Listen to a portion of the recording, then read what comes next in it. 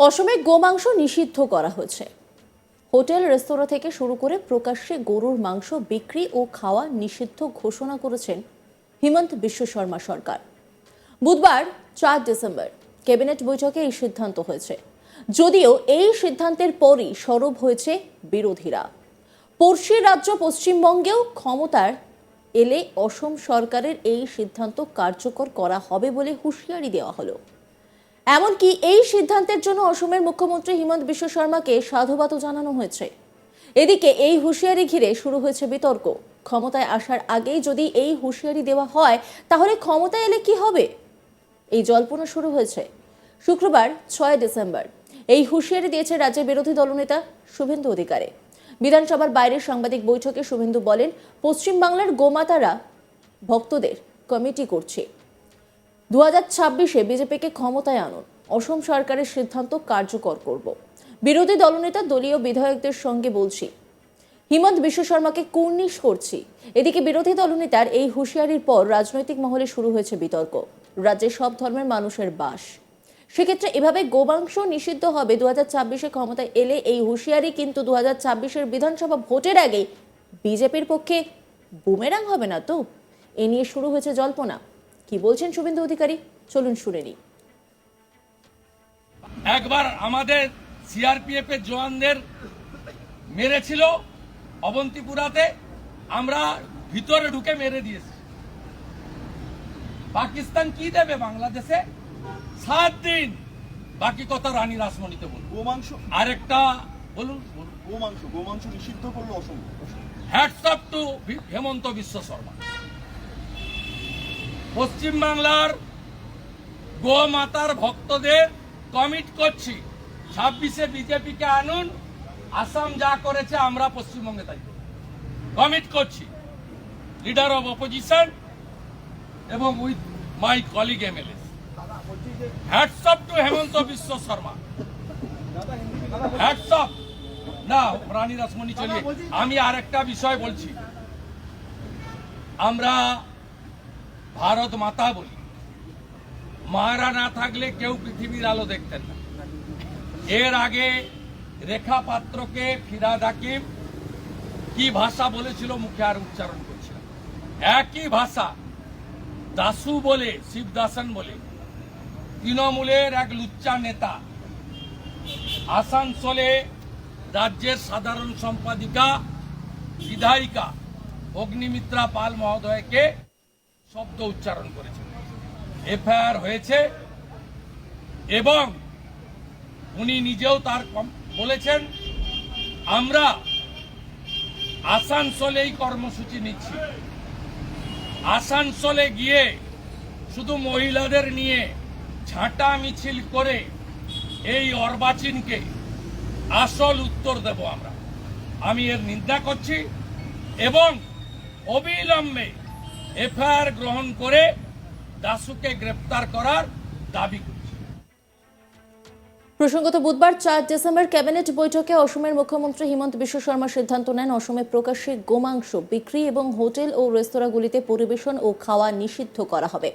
এই ঘোষণা করেছেন অসমের মুখ্যমন্ত্রী হিমন্ত বিশ্ব শর্মা। তিনি বলেন, আমরা ঠিক করেছি, অসমে গোমাংস কোনো হোটেলে পরিবেশন করা হবে না, কোনো অনুষ্ঠানেও গোমাংস পরিবেশন করা যাবে না। গোমাংস খাওয়া বন্ধের সিদ্ধান্ত নিলাম বলেই জানান হিমন্ত বিশ্ব শর্মা। তিনি ঠিক কি বলেছিলেন শোনাবো আপনাদের। हम ये निर्णय किया हूँ कि असम में गोमांस कोई भी रेस्टोरेंट और होटल में सर्व नहीं होगा और साथ में कोई पब्लिक फंक्शन में भी या पब्लिक प्लेस में भी ये सर्व नहीं किया जाएगा।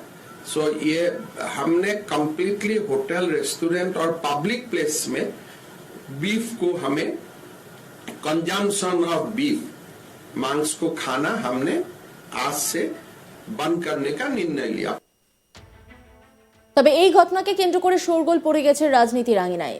এমএলএ রফিকুল ইসলাম বলেন, বিজেপি গোমাংস বন্ধ করতে পারে না, গোমাংস বন্ধ করলে সরকার পড়ে যাবে, আমরা এতে খুব বেশি গুরুত্ব দেব না। অসমের মানুষের অন্য অনেক সমস্যা আছে, সেই সমস্যাগুলো নিয়ে আলোচনা হোক। কে কি খাবে, কি পড়বে, এটা ক্যাবিনেটের বিষয় নয়। কি বলেছেন তিনি শোনাবো আপনাদের।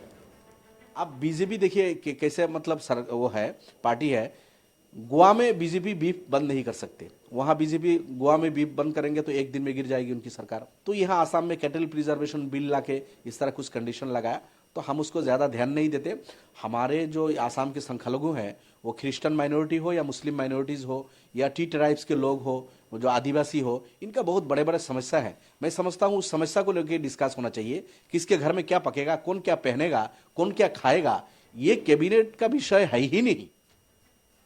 মোহাম্মদ সুলেমান বলেন, অসমে গোমাংস বন্ধ হয়েছে, এটা অনেক জায়গাতেই জারি রয়েছে, কিন্তু একটা বিষয় খুব অদ্ভুত, ভারতীয়দের গোমাংস খাওয়া মানা, কিন্তু বিদেশিদের সেটা খেতে বলেছেন। কি বলছেন তিনি, শোনাবো আপনাদের।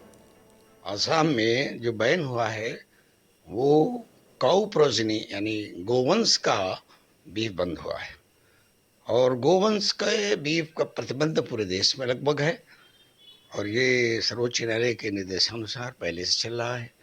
उत्तर भारत में तो कहीं नहीं होता। ये जो है एक अजीब बात है कि देशवासियों के लिए तो आप बीफ बंद कर रहे हैं, और विदेशियों को आप बीफ खिलाने के लिए सेंट्रल हाउस को लाइसेंस दे रहे हैं और भेज रहे हैं। অন্যদিকে হিন উমাইর খান বলেন, বিজেপি সরকার পরিস্থিতি দেখে সিদ্ধান্ত নেয়, বিজেপির ক্ষমতা নেই, সাহস নেই যে ওরা গোটা দেশে গোমাংস নিয়ে আইন বানাবে। যেখানে ভোট দরকার সেখানে গোমাংস বন্ধ করবে না, তাই গোয়া, মণিপুর, নাগাল্যান্ডে গোমাংস বন্ধ হবে না। কি বলেছেন তিনি, শোনাবো আপনাদের। भाजपा सरकार जो है वो स्थिति और परिस्थिति को लेकर के फैसला करती है और देख करके फैसला करती है।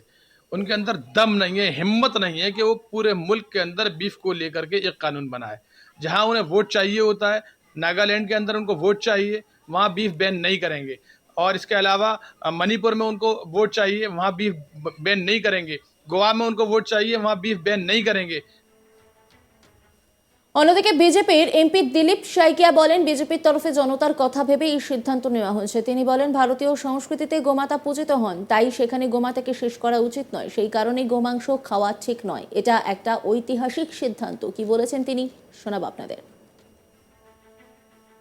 ये निर्णय वास्तव में जनता का जो मांगे है, जनता भी यही चाह रहा था, जे भारतीय संस्कृति का जो हम गौ माता जिसको कहते हैं, गौ माता का हत्या करना भी एक अपराधी है। इसीलिए गौ मांस या बीफ बंद करने का होटल्स में, रेस्टोरेंट्स में, पब्लिक प्लेसेस में, ये बहुत ही एक हिस्टोरिक, निर्णायक, ऐतिहासिक एक सिद्धांत है।